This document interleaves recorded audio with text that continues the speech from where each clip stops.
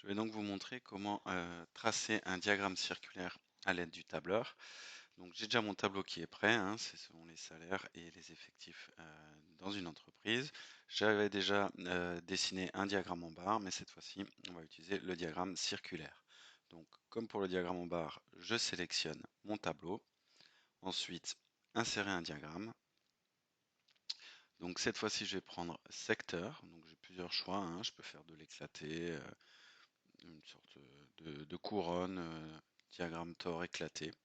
Donc moi je vais garder pour l'instant le diagramme normal. Je vais le mettre en 3D parce que j'aime bien.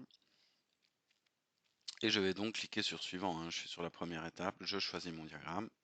Voilà, suivant. Ici, série de données en ligne, hein, puisque mon tableau est en ligne. Ensuite, première ligne comme étiquette. Donc ça, je valide aussi. Je clique suivant. Donc série de données étape 3, je n'y touche pas. Élément du diagramme, donc je peux décocher la légende et je vais mettre un titre. Je vais changer le titre. Répartition des salaires dans une entreprise. Et je clique sur terminer. Donc là j'ai mon diagramme, hein. Donc bien sûr il est caché euh, il cache plutôt pardon l'autre le diagramme. Donc je clique n'importe où sur une case, je reclique ici, hop, et je peux bouger mon diagramme. Donc je vais le mettre en dessous du premier. Alors pas trop loin. C'est un petit peu trop loin. Je vais le remonter. Voilà. Donc dans ce diagramme, on ne voit pas en fait les répartitions.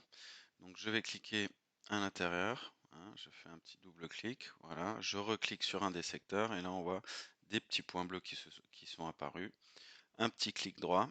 Et donc là, je peux insérer des étiquettes de données. Donc je vais mettre insérer. Et là, je vois apparaître en fait les effectifs pour chaque secteur. Alors, ça me suffit toujours pas. Donc je refais un clic droit sur un des petits carrés bleus. Et je vais mettre formater les étiquettes de données.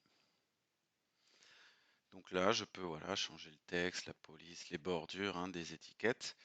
Donc moi, ce qui m'intéresse, c'est de faire un diagramme circulaire avec des pourcentages.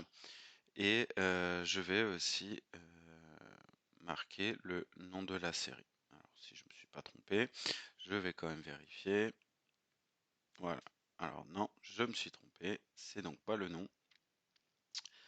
Donc je reviens dans formater les étiquettes avec mon clic droit, c'est la catégorie que je voulais pour afficher en fait les salaires.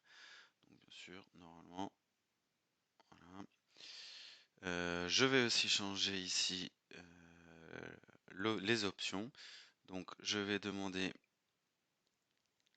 voilà, puisqu'on va afficher deux choses, hein, là on a déjà vu, on a déjà affiché deux choses. Donc je vais lui demander voilà, d'écrire ça sur une nouvelle ligne. Donc la première chose est en haut et la deuxième va être en dessous. Voilà. Ensuite, je peux demander à l'extérieur du diagramme pour pas que ça traîne comme ça en plein milieu.